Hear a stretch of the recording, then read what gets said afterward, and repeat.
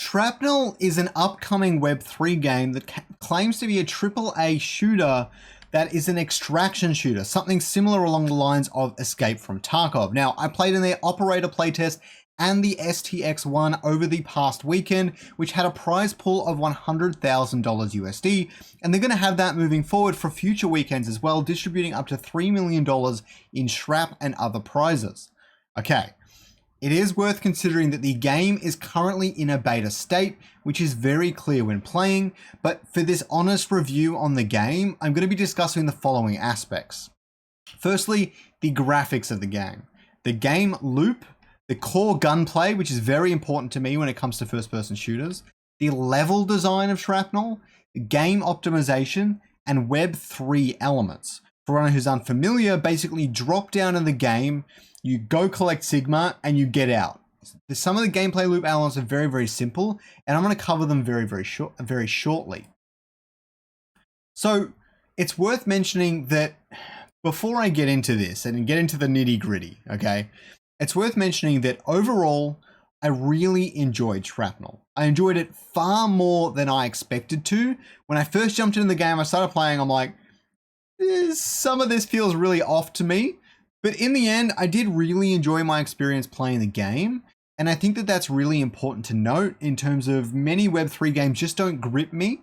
And I'm looking forward to future playtests for Shrapnels, which I can't say about every single Web3 game I play. So that's a really big win.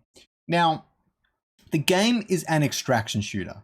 Think Escape from Tarkov, but a much faster pace in a much tighter environment. You enter, collect as much Sigma as you can, and get out. Although not in the beta, you'll be able to do standard extraction shooter things, such as upgrading weapons, stockpiling resources, changing your equipment, entering with certain equipment, really stealing from opponents, and so on and so forth. Now onto the first part of the game. And I'm going to talk about this first because even though everyone says it doesn't matter, it does. Whoever says it doesn't matter is just kidding themselves, honestly. And that's the graphics of the game. Firstly, only one major area was complete, and a lot of it looked really blocky, like you're seeing here, with pretty much just placeholder objects. Now, I did appreciate that they put a lot of effort into the level design itself before going and adding all the graphics and textures and everything. I think that's a smart way to design a game, so I cannot fault them for that. But I was severely disappointed with the incomplete zones. It's my understanding the Shrapnel has been in development for quite some time, so I'm surprised they haven't been finished, but it's clear they've been focusing on the gameplay itself more, so I'm not really going to discredit them too much for that. I will say that the SFX for the meteors and the grenades, which you will see at some point, you'll see the grenade right now apparently, the meteors and the grenades are absolutely stunning. Like the green colors, the explosions, the sparks, oh my god, it's actually one of my favorite things I've ever had in any shooter. The grenades just look so cool, and it's one of my favorite parts of this game. I don't know if that's a good or a bad thing, but I absolutely loved it. The zone that was complete actually looked quite good. I was pleasantly surprised, and they captured their own unique aesthetic style quite well. This is important for any game to succeed and separate itself from the pack. Any game that's using purely Megascan assets is a problem in the long term. They're not going to do particularly well. I hate to say it. So, the game loop. It's very simple. You jump in, you see where the meteors are falling, go and grab Sigma, and then try and get to an extraction point without dying or losing your Sigma. Obviously, you can steal Sigma from opponents as well. Now, overall, the gameplay loop is not bad at all, and the randomness of the extraction zones and the places that you collect Sigma make the game a lot more replayable than a lot of other things in this genre, including games like Warzone. The style incentivizes camping too much, however. It is almost always in your best interest to sit near the extraction point, wait for someone to come by and just get a sneaky headshot or two on them, take all their shit and leave. Incentivizing this sort of play is bad for the overall enjoyment of the game. Now, it didn't affect me too much, but it was starting to affect me the longer I was playing the game. Although, I did it a few times myself, and it's kind of fun destroying people that way as well.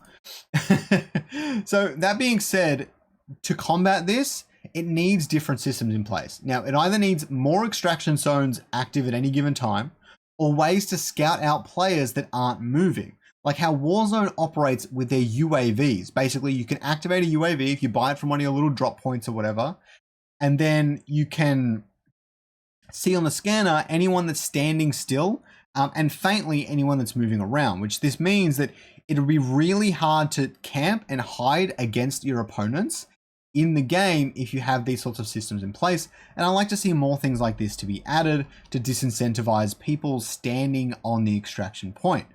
The other thing is that it needs more players. The map, although not absolutely massive, it's fine, it's a design choice. I don't really care how big it is. It only has 12 players load in on any given game. Maybe this is the right design choice and maybe this is good overall, but personally, I just don't enjoy this sort of gameplay. A battle royale needs as many players as possible. Even Apex Legends, I think 60 is too little. For this map, I think you can get away with 40 easily without overcrowding the system and still having it be really engaging and really fun. You add in some of those other elements, things like UAVs, and you add some strategy to the gameplay as well, rather than just 5 people meeting up in like a corner and just gunning it out, you know? So I'd really like to see more players get added into it. Now, let's talk about the core gunplay, all right? I'm not gonna lie, I played COD a lot when I was a kid, so things that don't measure up to COD do bum me out a little bit. And I think everyone should strive for that because their gunplay is absolutely perfect. But we're gonna ignore that for a moment. So the gunplay feels decent, all right? It's definitely no Call of Duty, but it holds up. It actually plays really similar to PUBG. I never much liked the PUBG gunplay. I don't love this gunplay. I don't love this gunplay more or less than that, but I know a lot of people are fine with it and enjoy it. So it's definitely good. It's definitely good. It is very hard to tell if you hit enemies. Also similar to how PUBG works, I personally prefer hit markers. And I think there were some hit markers popping up, but they were really awkward. It was really hard to tell what they were actually telling you. And that being said, the UI treatment for throwing grenades and reloading and everything is all really good. It's actually really crisp and I'm loving all of that. The other thing is only 3 guns were available on the playtest I played. And they all play really differently, but that is a little bit of a bummer. So they didn't completely finish their map and they didn't add more than like 3 guns. Also seems really weird to me. It feels like this game and the beta came out about 2 months too early in my opinion, but I mean, it's fine. The other thing is when they add sniper rifles to the game, they have a chance to make the games quite a bit less fun if they're not handled properly. Especially with 12 player counts, it's going to be very easy to just snipe someone in the head and not really feel repercussions from it. The big thing about snipers is once you shoot once, everyone knows where you are. People can crowd up on you, gun up on you, get behind you very, very easily. But with the way this game is currently set up, I think sniper rifles are going to be overly overpowered, but I haven't seen that yet, right? So the other thing is I didn't experience much bullet drop. I don't know if this is necessarily a good or a bad thing. It's just something that I noticed. And at a distance, you really want good bullet drop to really encourage skilled play for sure. And the last thing, probably my biggest gripe of the entire playtest, it takes way too many shots to kill someone. It takes like 12, 13 shots to the body, 3 or 4 shots to the head. It's way too generous. Now, when they add things like armor and helmets and stuff, hopefully, then it won't be as weird. It should be 5 shots and then maybe 7 or 8 with armor on. But right now, it just feels really weird. It doesn't feel right. You either add mechanics to make it make sense.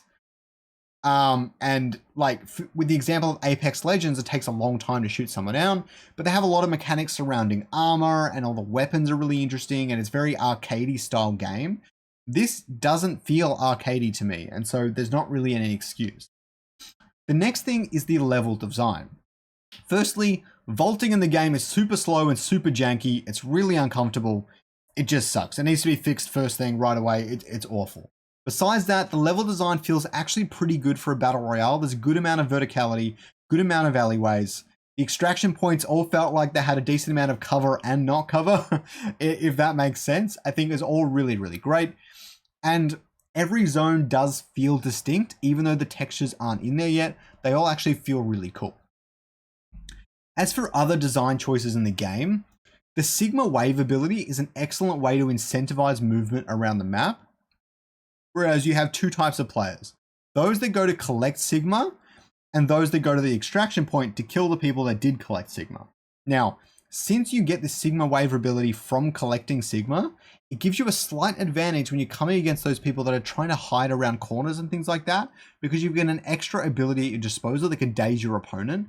And I really like this as a design choice, and I want to see more things to be done in this way. Maybe not just Sigma or wave, but you get like a teleport ability you can use. I'd like to see them really build out these systems. I think it'll go a long way, and it'll make the game stand out from other Battle Royale titles. And like I said before, you need equipment outside of weapons. Armor, other types of grenades, grapple hooks, throwing knives, I don't care. You just got to add a lot more stuff. Right now, it just feels like all your decisions are the same every single time. And although it's okay, I mean, it's a Battle Royale, but you got to add some other things, right? The next thing is game optimization. A lack of customization settings is really frustrating. I don't know how hard these are to incorporate into games, but I hate motion blur in games, and being forced to play with motion blur on was like pulling teeth to me. I absolutely hate it. You can see it in this gameplay here probably, but it's really, really annoying. It was also really janky frames on my RTX 3080, which is one of the top of the line graphics cards there is. I also have an i9 11th gen processor, so one of the top processors there is as well. And the game did not run particularly well. Obviously, I was streaming at the time. When I wasn't streaming, it was running a lot better, but still not like peak performance or anything like that. I was capping out at like 60 frames. And really, I should be able to get way more than that. So it needs more settings. It needs way better optimization. This thing will never hit mainstream with its current optimization. And it will play a pivotal role into the game's success or failure. So the next thing is the Web3 elements. Now, I haven't done a whole lot of research into the Web3 elements of Shrapnel. I don't know what the SHRAP token does, but I can tell you this. It's very clear that extracting Sigma will be a major Web3 component. The more Sigma you extract, the more you get paid in one way or another. That's even how it works with the STX leaderboards at the moment. It's a smart way to approach Web3 and Battle Royales. Everyone fighting for the same resource on the same map, and the winner takes all, or at least a handful of winners take all. But that is actually the problem as well. Currently, too many players can extract. You can have up to 4 players extract 2 at each point in the game, which is actually 30% of the players entering the game overall. Meaning 30% of the players are getting some sort of resource out of this, which doesn't feel good for a Battle Royale. I know it's an extraction shooter, but Battle Royales always feel so much more engaging, so much more fun when you've got a last man standing type of mentality happening, all right? And I really hope that they go down that path more and cut out the amount of victors in the game so that it feels even more special when you win, when you take out other players and everything else. Otherwise, it's just going to get really dull really fast. So I hope you guys enjoyed my review of Shrapnel. Overall, as far as Web3 goes, it's definitely an 8 out of 10 or a 9 out of 10. I'm really looking forward to better optimization. I'm looking forward to adding all their assets in, more weapons and more guns. And once they have all that, they'll be a top contender in Web3 for a very long time. They're always going to have lots of players because honestly, I enjoyed this game more than Dead Drop. And I'm looking forward to Dead Drop Snapshot 8 like everyone else. But Shrapnel for me right now is just better. If you have to pick between one of the two, I would pick Shrapnel.